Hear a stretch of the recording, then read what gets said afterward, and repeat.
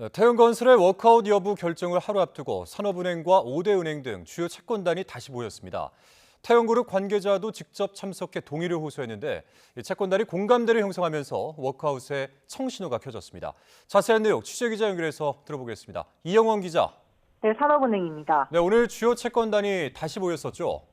네, 태형건설의 주채권은행인 산업은행이 주요 채권단을 다시 불러 모았습니다. 5대 은행과 기업은행, 새마을금고, 농협중앙회 등 금융권이 대거 모여 회의가 진행됐는데요. 오늘 오전 9시에 시작한 회의는 2시간 정도 이어져 11시쯤 끝났습니다. 이 자리에는 태형그룹 관계자도 직접 참석했습니다. 오늘 회의에서 채권단은 지금까지 나온 자구안에 대한 이행 의지를 다시 확인하고 태형 측은 워크아웃 개시를 위한 표단 속에 주력했습니다. 지난해 말 워크아웃 신청 당시는 4가지 자구 계획 이행과 어제 추가로 내놓은 자구책을 거듭 설명하면서 워크아웃 동의 설득에 나선 겁니다. 일단 채권단은 대주주 지분을 내놓기로 한 추가 자구책을 긍정적으로 보고 있습니다.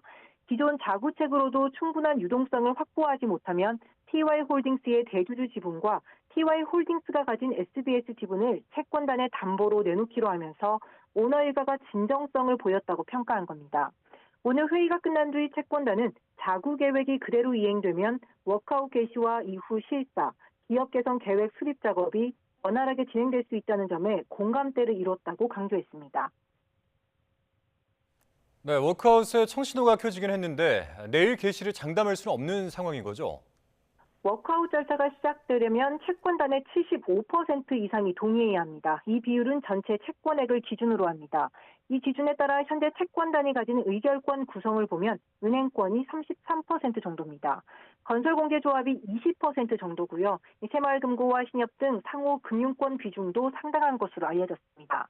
그러니까 오늘 모인 산업은행과 5대 은행 등 주요 채권단 동의만으로는 역부족인 겁니다.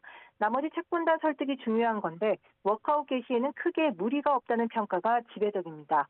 채권단과 금융당국이 직간접적으로 영향력을 행사할 수 있는 채권자 비율이 크기 때문입니다.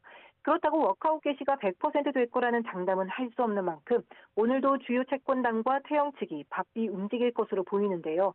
워크아웃에 들어갔을 때 유불리가 갈리는 작은 금융사를 설득하는 게 관건이 될 전망입니다. 내일 예정된 1차 협의회에서는 서면 결의 방식으로 워크아웃 개시 여부가 결정됩니다.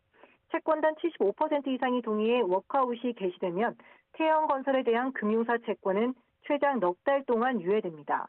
주채권은행인 산업은행은 태형건설 실사를 통해 재무구조 개선 계획을 마련하고 채권단과 협의를 거쳐 늦어도 6월까지 구체적인 계획을 확정하게 됩니다. 워크아웃이 만약 부결된다면 태형건설은 법정관리 절차에 들어갈 수밖에 없습니다. 지금까지 산업은행에서 전해드렸습니다.